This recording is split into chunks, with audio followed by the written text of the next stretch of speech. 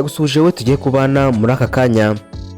Niba ari ubwa mbere ugeze kuri uyu murongo tuguhaye ikaze, uze gukanda subscribe, ufungure inzogera kugira ngo utajye ucikwa n'ibyiza tubagezaho umunsi ku wundi.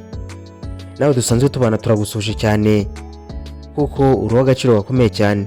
Nk'ibisanzwe rero uyu ni wa mwanya wacu mwiza wahariwe kukugezaho ubusobanuro bw'amazina. Aka kanya rero tugiye gusubiza mu makunzi wacu watubajije ngo tuzamugezeho ubusobanuro bw'izina Trifonia. Izina Trifonia rero ni rimwe mu mazina adasanzwe rifite umwihariko n'ubwiza bwihariye.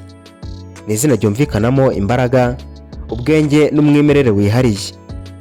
Abantu benshi bitwa ba Trifonia bakunze kumenya inkomoko n'ubusobanuro bw'amazina yabo kuko akenshi iri zina rifitanye isano n'imico, imyitwarire ndetse n'imitekerereze y'umuntu. Muri iyi video rero turaza kurebera hamwe inkomoko y'iri zina, turebe ibiriranga, ubusobanuro bwaryo, ibyo Trifonia akunda, ibyo yanga, intege nke zabo cyangwa se ibibi byabo. Gusa ntitwagenda tutababwiye uko mu rukundo bitwara. Ikigumba rero ni Strong Studio, nawe njye tujye kubana muri iki kiganiro. Ndemizero Felix, wahawe ikaze.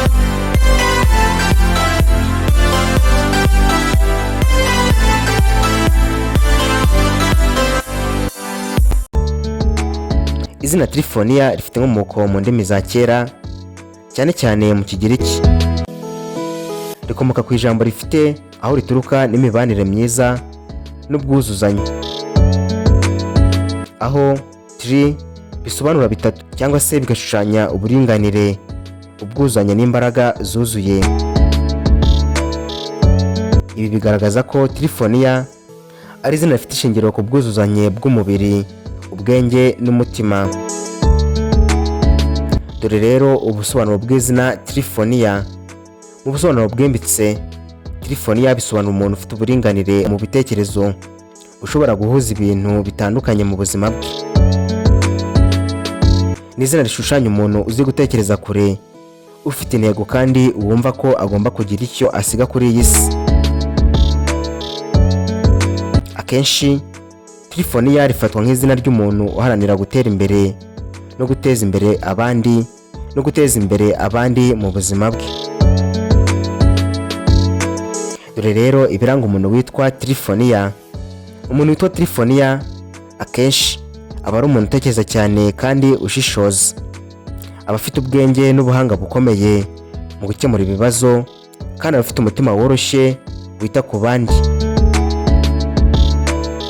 Ni umuntu udakunda akajagari, akunda ko ibintu bigenda mu murongo no mu mucyo. Dore rero ibyo Trifonia akunda amahoro n'ubwumvikane, ukuri n'ubunyangamugayo. Akunda abantu bamwumva by'ukuri, kandi kwiga no kwiyungura ubumenyi arabikunda cyane. Akunda gufasha abandi no kubagira inama. Muri make, akunda ahantu hatuje, ibiganiro bifite umumaro n'abantu bafite intego mu buzima.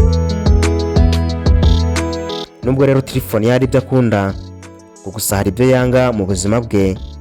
Yanga ibinyoma n'uburyarya, akajagari n'abantu batagira gahunda. Yanga amakimbirane n'intonganya zidafite impamvu, kandi yanga abantu batubahiriza amasezerano. Muri make, iyo yumvise atubahwa cyangwa abeshwe, biramubabaza cyane nubwo atabigaragaza byoroshye.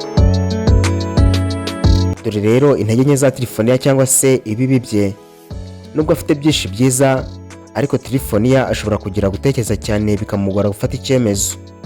Akunda kugira umutima woroshye, bigatuma bamwe bamwifashisha nabi. Kwikunda cyane iyo yumva atumviswe. Guhisha amarangamutima ye cyane bituma abantu batamumenya neza. Izi ntege nke ze rero zituma rimwe na rimwe yigunga cyangwa agaceceka aho kuvuga ibimubabaje. Dore rero mu rukundo uko Trifonia yitwara. Mu rukundo, Trifonia ni umuntu ukunda by'ukuri kandi byimbitse. Ashaka urukundo rwinshi iyo yumva arukeneye, ariko arangwa no gutinya gukomeretswa, bigatuma atihutira gufungura umutima we. Iyo akunze rero aba akunze by'ukuri kandi adasubira inyuma. Ngaho rero ngubwo ubusobanuro bw'izina Trifonia. nawe niba ari izina wifuza ko tugusobanurira uze kutwandikira muri comment maze tuzarigusobanurire. Hagati aho rero ntugende udakoze subscribe, ukore like, utere na comment, ukore no kunzogera kugira ngo ujye wakira ibiganiro byacu mu ba mbere. Ndagushimiye cyane we twari kumwe, urarikiye gukurikirana ikiganiro cy'ubutaha. Nk'ibisanzwe mwari kumwe nanjye Mizero Felix, mukomeze kugira ibihe byiza, turabakunda, naho ubutaha Imana ibarinde. Ciao ciao.